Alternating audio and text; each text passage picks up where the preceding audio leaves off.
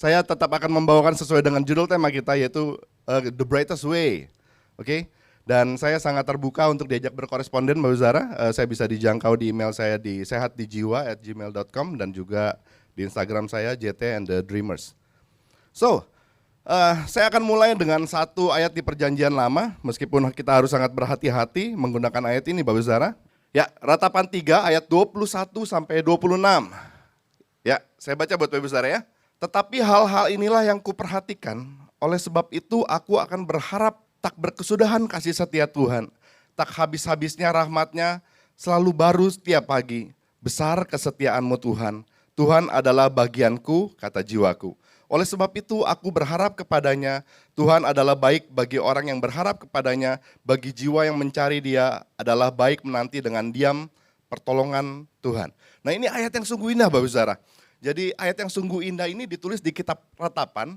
Ya, kitab Ratapan ini dalam bahasa Ibrani itu kitabnya dinamakan kitab Eka, ya, terdiri dari 5 syair. Nah, kitab ini adalah kitab yang isinya banyak hal-hal sedih, Bapak Saudara.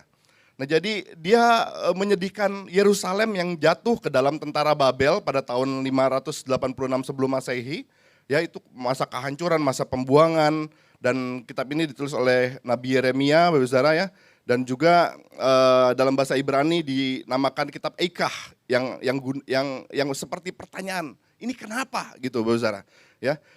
Nah, kitab Ratapan ini itu adalah akibat dari raja-raja Israel yang nggak hidup menurut kehendak Tuhan.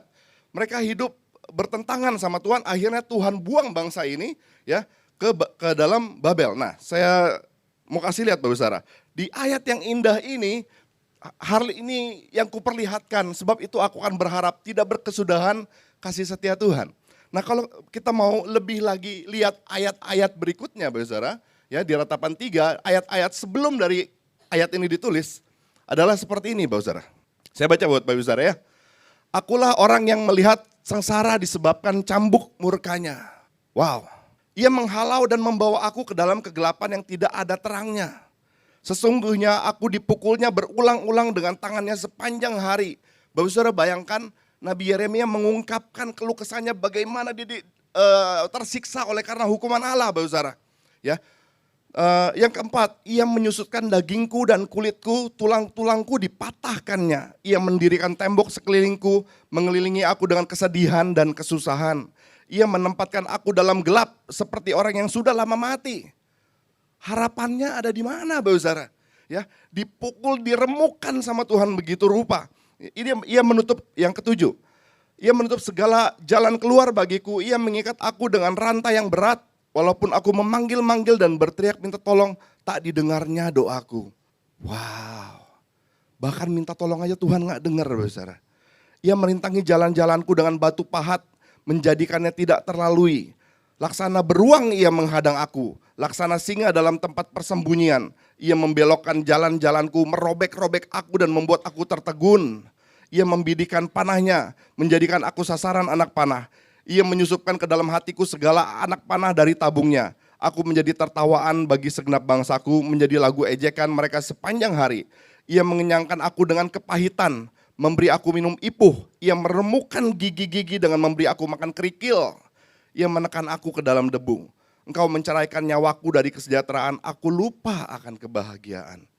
Nah, Nabi Yeremia mengungkapkan ini adalah hukuman Allah akibat pemberontakan Israel, akibat raja-raja Israel yang tidak mau mendengarkan Tuhan, Bapak Saudara. Ya, jadi pada pasal ini ratapan yang pasal yang ketiga, pada ratapan pasal yang kedua itu dituliskan bahwa putri-putri Yerusalem, putri-putri Sion yang lehernya jenjang-jenjang gitu, Bapak Saudara, yang dulu kalau jalan mendongak, sekarang apa yang mereka lakukan? Mereka tiarap mukanya sampai ke pasir, Bapak Saudara. Para petua-tua, para hakim-hakim yang dulu duduk di singgasana yang dibikin oleh Raja Daud, sekarang mereka duduk di jalan raya.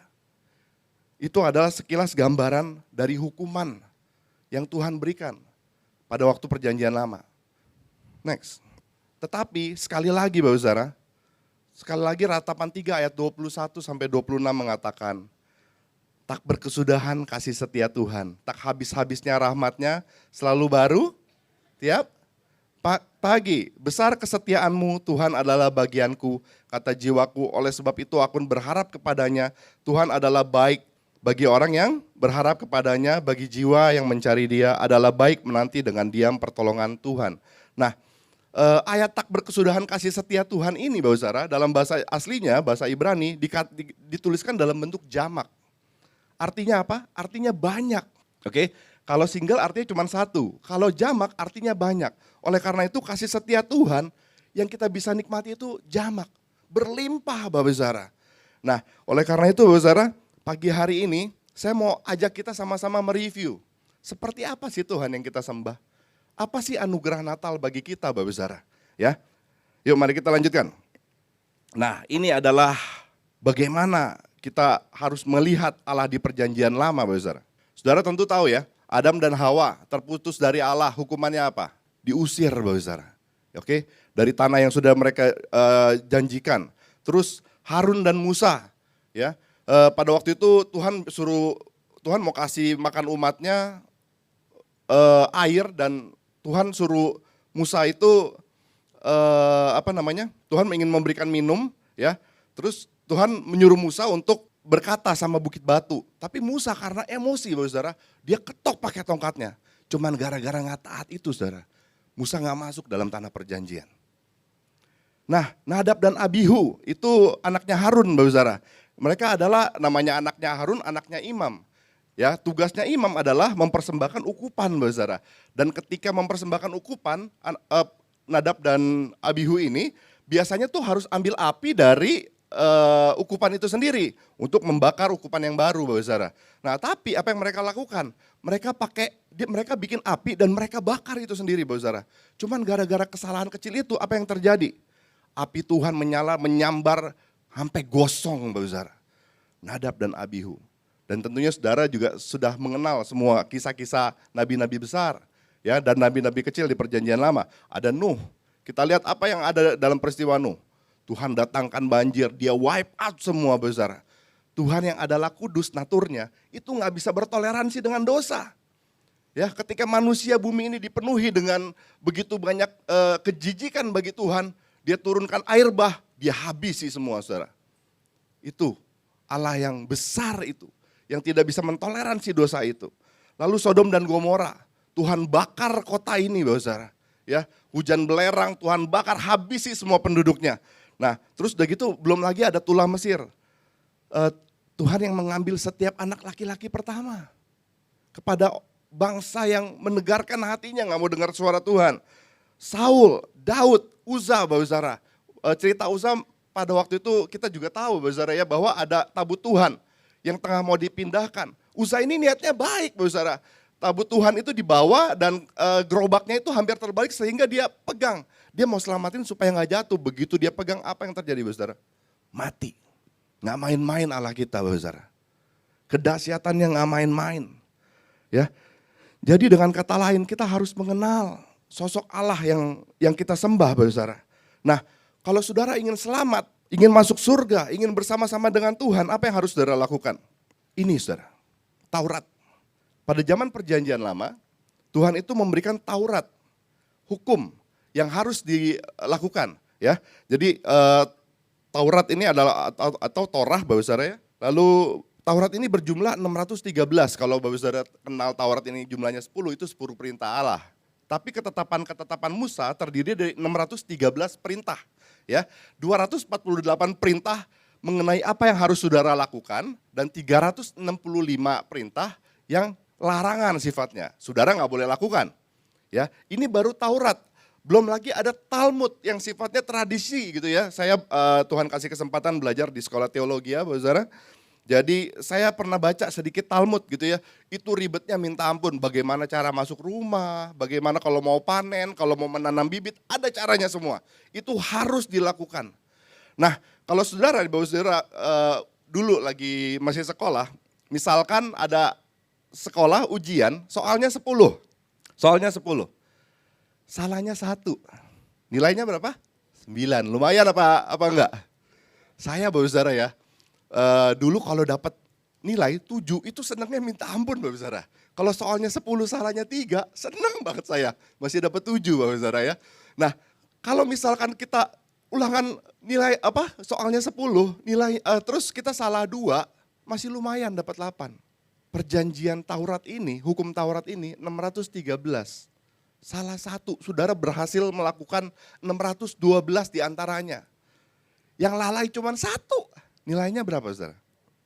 0 saudara. Kelalaian 1 dalam hukum Taurat. Nggak masuk saudara. Nggak dihitung sama Tuhan. Nilainya 0. Ya, jadi dengan kata lain begitu mahal harga keselamatan ini. Saya yakin kalau melihat kita beribadah, malaikat-malaikat tuh iri besar. Nabi-nabi perjanjian lama tuh iri. Ya, orang-orang yang hidup di perjanjian lama, kok bisa ya kita dapat kasih anugerah, mereka harus melakukan ini dengan tekun dan setia Bapak Saudara. Nggak gampang, mahal sekali harga keselamatan pada waktu itu. Nah, kita perlu berbangga karena kita mengalami apa? Kita mengalami peristiwa Natal, Saudara. Nah, peristiwa Natal itu dimulai dengan salah satu nubuatan dari Nabi Yesaya, di Yesaya 7 ayat 14. Saya baca buat Bapak Saudara, Yesaya 7 ayat 14. Sebab itu Tuhan sendirilah yang akan memberikan kepadamu suatu pertanda. Ya, ini nubuatan akan lahirnya juru selamat, Bapak Saudara. Sesungguhnya seorang perempuan muda mengandung dan akan melahirkan seorang anak laki-laki dan ia akan menamakan dia Immanuel. Nah, jadi Bapak Saudara, beberapa penyesatan dari konsep kealahan Kristen adalah yang pertama, dia mengakui Yesus, tapi Yesus itu sebagai nabi, bukan sebagai Allah. Oke? Nah, ada lagi Unitarian. Yesus itu sebagai Tuhan tapi terpisah dari Allah Bapa dan dari Allah Roh Kudus. Begitu banyak penyesatan Bapak Saudara. Ya. Salah satunya adalah penyesatan yang berkata bahwa Yesus itu hanya manusia yang memang diutus Allah sebagai nabi. Jadi dia memang dilahirkan oleh perkawinan Bapa dan ibunya, lahir Yesus gitu Bapak Saudara. Ya, dari perkawinan Maria dan Yusuf lahir Yesus. Nah, Nabi Yesaya mengatakan bahwa sesungguhnya seorang muda akan mengandung. Jadi kalau kita bicara perempuan muda mengandung, itu kira-kira mungkin atau enggak besar? Ya mungkin aja. Ya kan, muda-muda sudah menikah ya. Ada teman-teman di sini yang menikah muda? Langsung terus gitu, udah gitu punya anak di dalam usia muda mungkin enggak? Ya mungkin.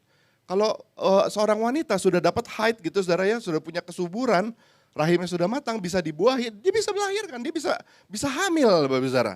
Nah, tapi pendapat ini tentu dengan mudah dapat dipatahkan bahwa ya di Yesaya 7 ayat 14 ini Bapak Saudara, di perjanjian lama istilah Ibrani yang digunakan dalam menuliskan seorang perempuan muda dituliskan dengan bahasa Almah yang artinya anak dara. Anak perawan Bapak Saudara, ya. Karena kalau memang pengertiannya adalah perempuan muda yang perempuan gadis yang masih muda, ya, yang mungkin sudah berhubungan badan atau sudah bersuami, itu biasanya dituliskan dengan kata Betullah.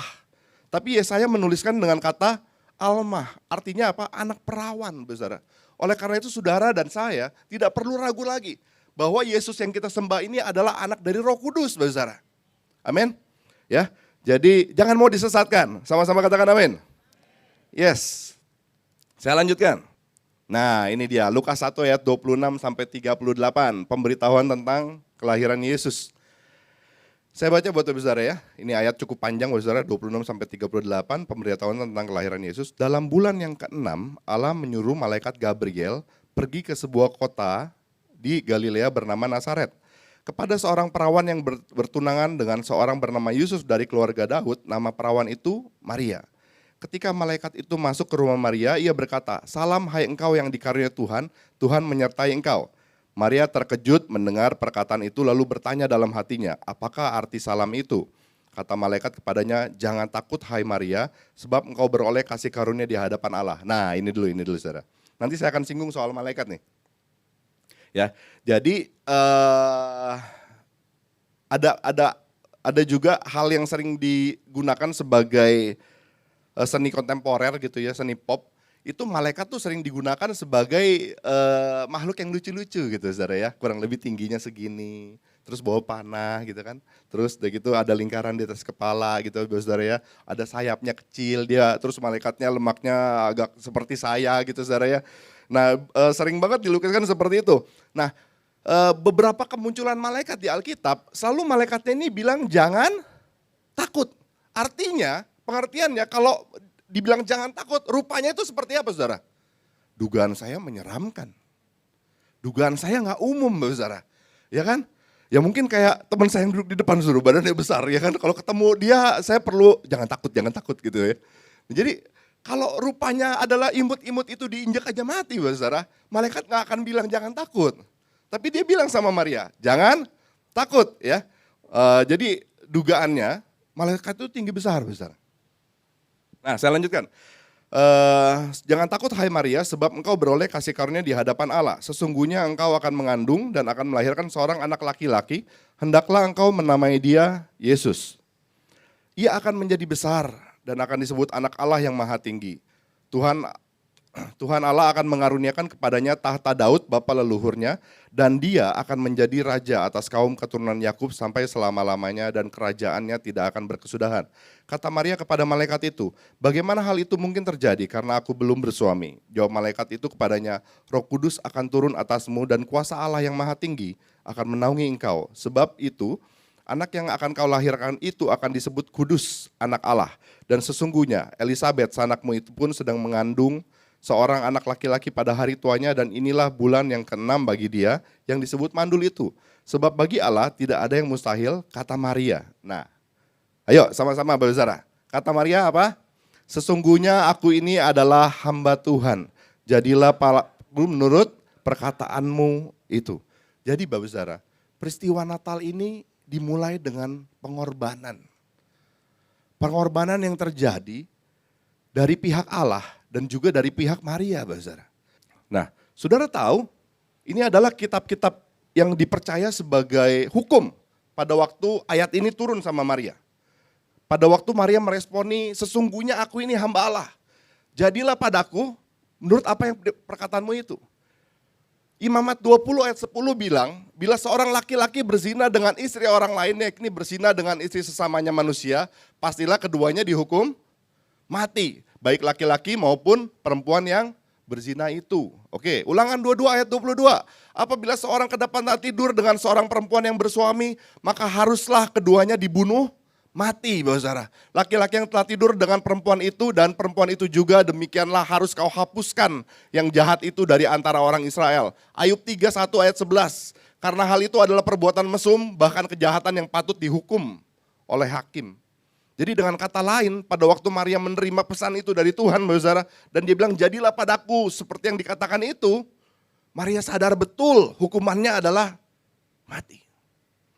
Kalau dia hamil dan nggak ada suaminya, hamil dari Roh Kudus, dan dia mengamini itu, Bapak Saudara, siap-siap dia dibawa ke gerbang kota, di mana semua orang lewat situ, Bapak Saudara, dan dia ditimpuk batu sampai mati.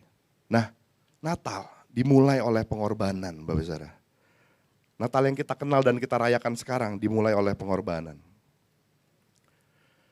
Lalu, pengorbanan apa yang terjadi di pihak Tuhan? Mari kita baca di Yohanes 3 ayat 16. Saya baca buat Bapak Saudara, masih ada banyak slide dan banyak ayat yang akan kita baca, Bapak Saudara. Jadi bersabarlah dengan saya pagi hari ini. Yang mau katakan amin? Yes, thank you. Oke, Yohanes 3 ayat 16, karena begitu besar kasih Allah akan dunia ini sehingga ia telah mengaruniakan anaknya yang tunggal supaya setiap orang yang percaya kepadanya tidak binasa melainkan beroleh hidup yang kekal. Nah saudara mesti tahu, Tritunggal Allah adalah pribadi yang sangat lekat satu dengan yang lain loh saudara. Merendahkan diri satu dengan yang lain. Ya, sangat berotoritas tiga-tiganya. Nah jadi pada waktu itu hanya ada satu masa di mana Tritunggal ini tidak lagi bersama-sama, Bapak Saudara.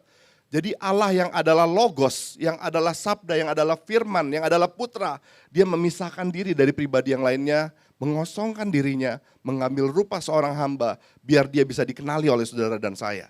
Itu adalah sebuah kerugian di pihak Allah, Bapak Saudara. Ya, jadi Natal ini bicara mengenai pengorbanan. Maria menunjukkan pengorbanan itu. Allah yang kita sembah menunjukkan pengorbanan itu. Dia terpisah. Allah Putra, Allah Anak menjadi terpisah, Bapak Saudara. Nah, proses terpisah ini namanya adalah inkarnasi. Di Yohanes 1 ayat 14 mengatakan bahwa firman itu telah menjadi manusia dan diam di antara kita Dan kita telah melihat kemuliaannya, yaitu kemuliaan yang diberikan kepadanya sebagai anak tunggal Bapa, penuh kasih karunia dan kebenaran. Firman itu telah menjadi manusia. Nah kemarin Bapak Saudara ya, Pastor Nando itu menjelaskan bagaimana proses inkarnasi itu. Tentunya kita masih ingat ya, cerita tentang putri kerajaan Jepang itu ada keluarga dari Kaisar Naruhito ya di Jepang, Putri Mako namanya. Dia jatuh cinta sama seorang rakyat jelata. Karena dia mau menikah dengan rakyat jelata, gelar kebangsawanannya itu harus dia lepaskan. Dia harus meninggalkan kebangsawanannya, mengambil status sebagai rakyat jelata supaya dia bisa menikahi pria sipil pada umumnya, Bapak Saudara. Oke, nah Pastor Nando mengungkapkan statement ini, perumpamaan ini supaya kita dengan mudah mengerti apa itu inkarnasi. Tapi siang hari ini izinkan saya untuk mengeksplor ini lebih dalam Bapak Saudara. Mungkin akan sedikit ribet Bapak Saudara, cuman Saudara dengerin aja ya. Usahakan tidak mengantuk Bapak Saudara. Oke, nah di Kejadian 1 ayat yang 1, Allah itu dikenal dengan nama Elohim. Artinya adalah yang kuat, yang ilahi. Keluaran 4 Allah dikatakan sebagai Adonai. Itu Adonai dengan umatnya itu diibaratkan dengan hubungan seorang hamba, seorang budak dengan majikan Bapak Saudara. Allah yang adalah majikan, kita ini dianggapnya ciptaan itu adalah apa? Budak Bapak Saudara. Ya. Terus udah gitu Yesaya 14 nama Allah diganti dengan jabatannya sebagai El Elyon, artinya yang maha tinggi, yang paling perkasa. Ini adalah atribut Allah Bapak Saudara ya. Kejadian 16 menuliskan adalah Allah itu El Roy, yang kuat, yang melihat. Allah maha tahu segalanya ya. Kejadian 17 menuliskan sebagai Allah El Shaddai, Allah yang maha kuasa. Dia berkuasa atas apapun. Yesaya 40 Bapak Saudara, Allah dilukiskan dengan El Olam, Allah yang kekal, yang dari Alfa dan Omega. Dia tidak terbatas sama waktu Bapak Saudara. Keluaran 3 dituliskan sebagai Yahweh, Allah yang Tuhan adalah aku. Dia nggak bisa lagi mengungkapkan dirinya tuh siapa, karena aku adalah aku. Nggak ada kata-kata yang cukup untuk mendescribe kebesaran Allah kita Bapak Saudara. Nggak ada pilihan kata yang cukup. Nggak ada pilihan kata yang pantas untuk melukiskan Allah kita. Makanya Allah pada waktu itu Yahweh mengatakan aku adalah aku. Nggak bisa dia melukiskan dirinya. Bahasa itu terlalu sempit untuk mengungkapkan siapa Allah Bapak Saudara. Ya, itu ada begitu banyak atribut Allah. Allah ada yang mengatakan di Ulangan 33 Allah itu kekal. Lalu ada juga Allah tidak berubah, Allah tidak terbandingkan Bapak Saudara. Ya, Allah melampaui segala pengertian. Tapi Allah yang begitu besar itu, dia tinggalkan status dirinya Bapak Saudara. Mengosongkan diri, inkarnasi Allah berarti dia melepaskan naturnya yang adalah maha kuasa, yang adalah maha mighty, yang maha besar, maha tidak terbatas. Dia copot itu semua Saudara. Dan Filipi 2 ayat 6-7, yang walaupun dalam rupa Allah tidak menganggap kesetaraan dengan Allah sebagai milik yang harus dipertahankan, melainkan telah mengosongkan dirinya sendiri, mengambil rupa seorang hamba, menjadi sama dengan manusia. Allah yang begitu transenden Bapak Saudara. Allah yang begitu besar, nggak bisa dijangkau. Kata-kata nggak cukup buat mendescribe dia. Dia kosongkan dirinya, ambil rupa seorang hamba, sehingga dia bisa kita jamah, bisa kita sentuh Bapak Saudara. Allah yang transenden, jadi imanen. Allah yang begitu besar, jadi bisa kita kenal. Bisa kita berelasi dengannya. And guess what? Dia melakukan semua ini, dia tinggalkan semua itu Bapak Saudara. Mengambil rupa seorang hamba. Tebakan saya adalah, karena dia mengasihi saudara sama saya. Dia tahu saudara, kita gak mampu lakukan 613 itu. Dia tahu kita gak mampu kudus dengan sendirinya Bapak Saudara. Dia tahu kita penuh dengan kelemahan. Kita gak mampu menggapai dia, oleh karena itu Bapak Saudara apa? Dia yang turun. Jadi katakan sama Bapak Ibu sebelahnya, kamu berharga. Yes. Ya. Jadi Allah pada waktu proses inkarnasi ini mengalami perubahan natur Saudara. Dia meninggalkan naturnya sebagai Allah, dia berubah hakikatnya Bapak Saudara. Dia jadi manusia, jadi terbatas, jadi bisa merasakan sakit, bisa merasakan lapar. Kitab suci menulis bahwa Allah berpuasa, dia lapar pada waktu itu, saudara. Oke, dia bisa menangis, dia bisa merasakan emosi seperti kita. Dia bisa marah juga, saudara. Jadi dengan kata lain apa? Dia jadi bisa kita kenal. Oke, nah semuanya didasari kepada kasih Allah kepada kita, saudara. Jadi yang sayang sama kita siapa? Allah? Allah anak? Enggak, saudara. Yang sayang sama saudara dan saya, itu Allah Bapa, Allah Putra, dan Allah Roh Kudus. Karena yang berkorban melakukan semua ini adalah tiga pribadi Tritunggal itu, saudara. Semuanya begitu mengasihi kita. Oke, nah saya mau cerita sedikit tentang malaikat, saudara ya. Malaikat itu di Alkitab Perjanjian Lama, saudara, dan juga di kitab Wahyu, ada yang mengatakan malaikat itu sebagai istilahnya kerubim. Ada yang bilang serafim. Ya. Bisa bantu saya multimedia, Hakim-Hakim 13 ayat 1 sampai 3. Saya nggak siapkan ayat ini, saudara. Hakim-Hakim 13 ayat 1 sampai 3. Oke, saya baca buat saudara ya. Ini intermezzo sedikit. Oke. Orang Israel melakukan pula apa yang jahat di mata Tuhan. Sebab itu Tuhan menyerahkan mereka ke dalam tangan orang Filistin 40 tahun lamanya. Pada waktu itu ada seorang dari Zora, dari keturunan orang Dan, namanya Manoah. Oke. Nah Manoah ini bapaknya si Simpson, Bapak Saudara. Ya, istrinya mandul, tidak beranak, dan malaikat Tuhan menampakkan diri kepada perempuan itu dan berfirman kepadanya demikian. Memang engkau mandul, tidak beranak, tapi engkau akan mengandung dan melahirkan seorang anak laki-laki. Lanjut ke ayat 21. Oke. 21 sampai 22, saudara ya. Sejak itu malaikat Tuhan tidak lagi menampakkan diri kepada Manoah dan istrinya. Maka taulah Manoah bahwa dia itu malaikat Tuhan. Berkatalah Manoah kepada istrinya, dia bilang apa sama istrinya si Manoah ini, saudara? Kita pasti mati sebab kita telah melihat Allah. Jadi penampakan malaikat, saudara, itu banyak orang-orang kira itu tuh Tuhan. Karena apa, saudara? Karena kemuliaan yang dia punya, saudara. Malaikat didesain sebagai makhluk yang melayani. Ada kerub, ya, ada kerubim, ada serafim. Kerubim itu pelayan dekat Tuhan yang jaga Taman Eden, ya. Jaga Taman Eden, sekali dia jaga nggak ada orang bisa masuk lagi, saudara. Tuhan perintahkan itu, ya, dengan pedang terhunus pada waktu itu. Nah terus udah gitu kerubim itu punya sayap dua, saudara. Karena dia nggak kemana-mana, dia melayani dekat Tuhan, dia menutupi dirinya sendiri. Tapi serafim itu punya sayap 6, oke? Punya sayap 6, 2 di atas, 2 di tengah, dan 2 di bawah, saudara. Saudara tahu fungsinya untuk apa?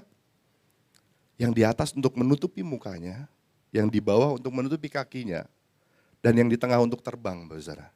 Kenapa dia perlu menutupi mukanya dan dia perlu menutupi kakinya, saudara? Karena kalau dia melihat Tuhan, mati, saudara.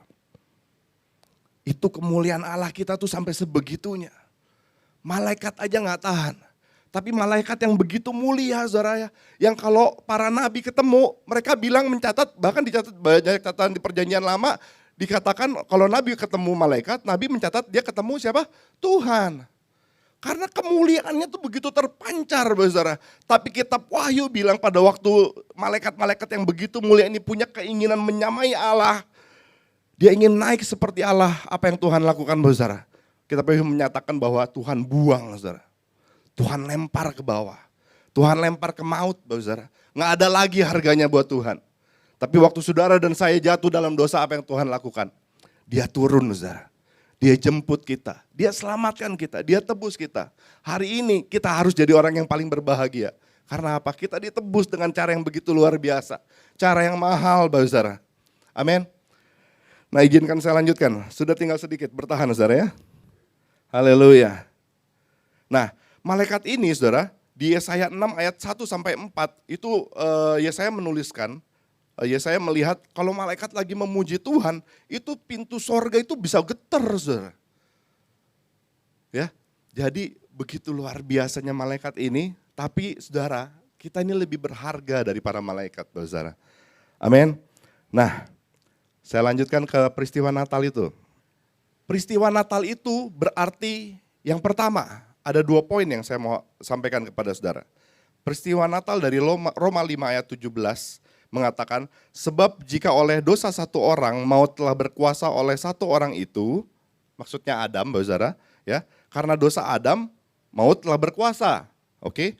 Maka lebih benar lagi mereka yang telah menerima kelimpahan kasih karunia dan anugerah kebenaran akan hidup dan berkuasa oleh karena satu orang itu, yaitu Yesus Kristus.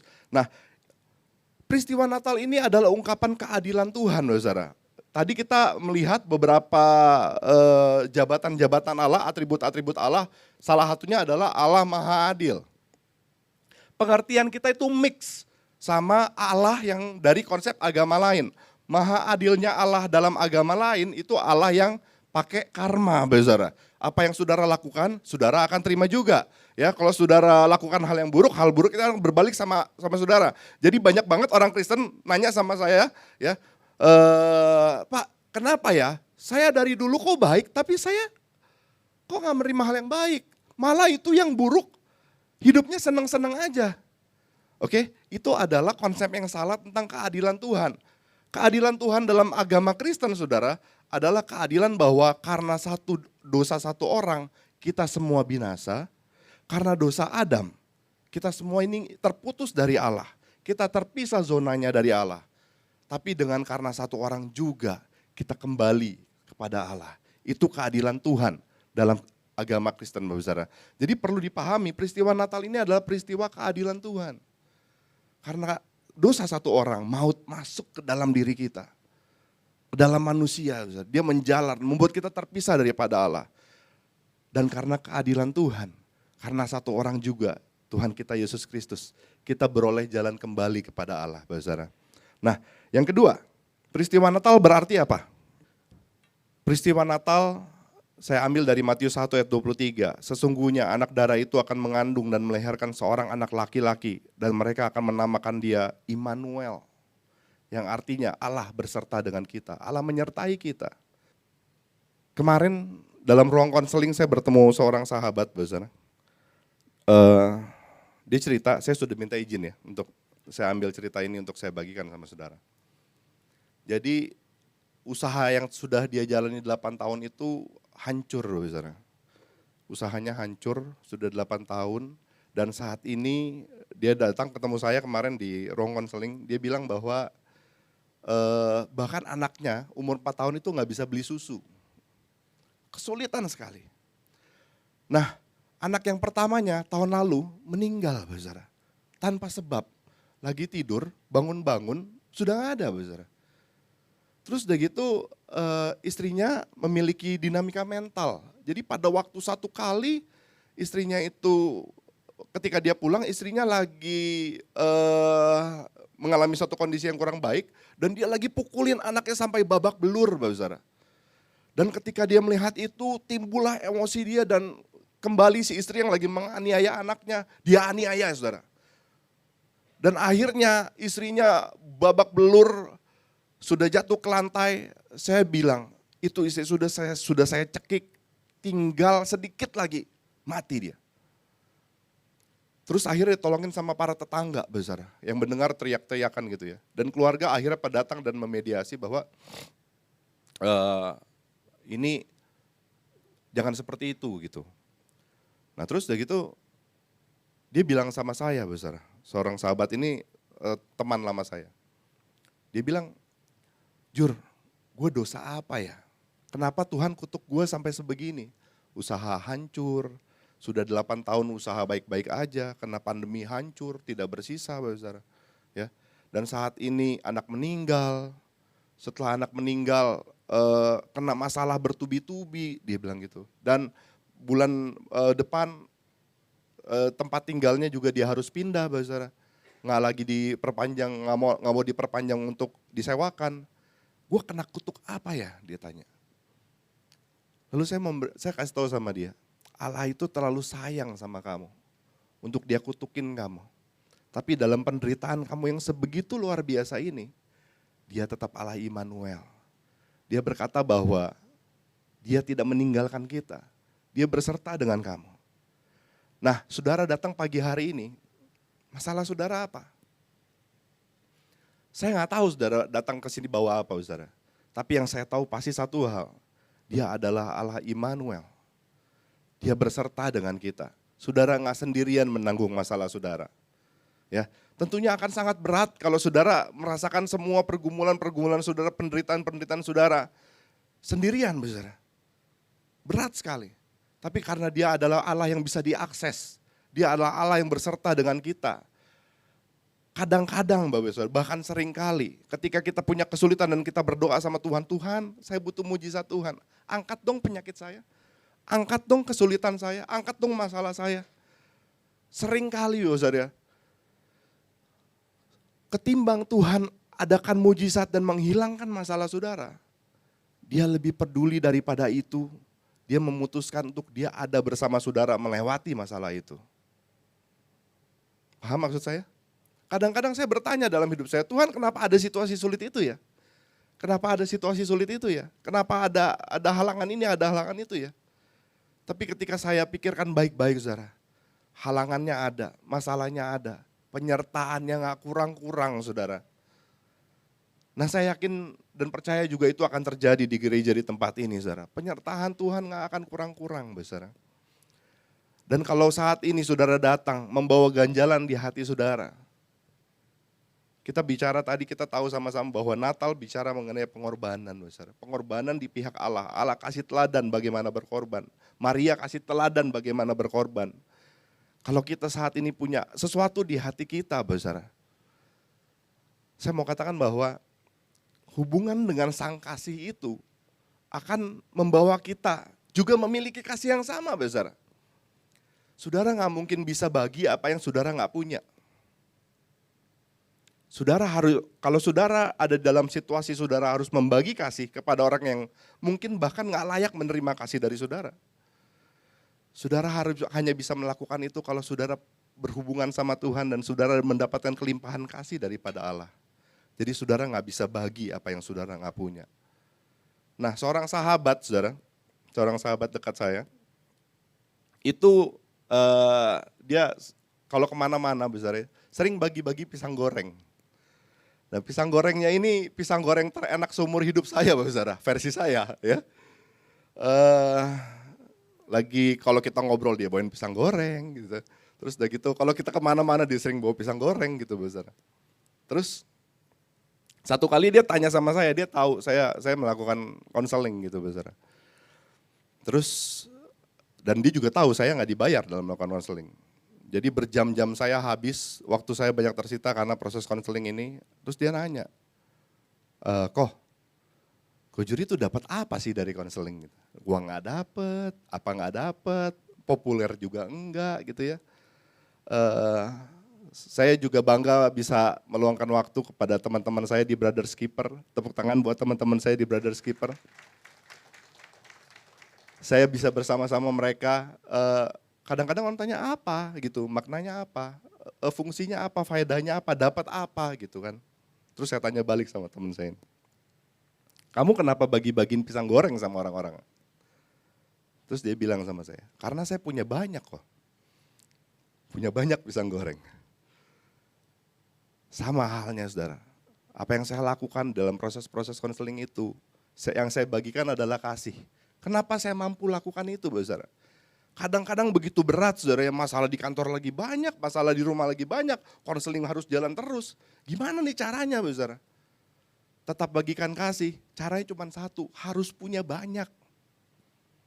Saya bisa bagi kasih kenapa? Karena saya punya banyak stoknya. Dari apa? Dari hubungan saya sama Tuhan.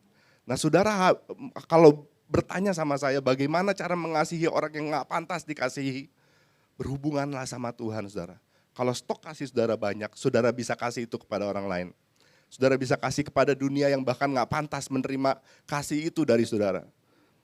Ya, orang-orang yang merusak dirinya, saudara, merusak masa depannya, mendesain dirinya untuk sebuah kejadian buruk, itu gak layak dikasihi. Tapi dengan kasih yang banyak kita mampu memberikan kasih itu kepada mereka. Nah, jadi peristiwa Natal, selain Natal adalah keadilan Tuhan, Natal adalah peristiwa bagaimana Tuhan membagikan kepada kita kasih, Bapak Saudara. dan atas semua permasalahan yang terjadi dalam hidup saudara, di dalam gereja ini? Jawabannya hanya satu, saudara. Kasih.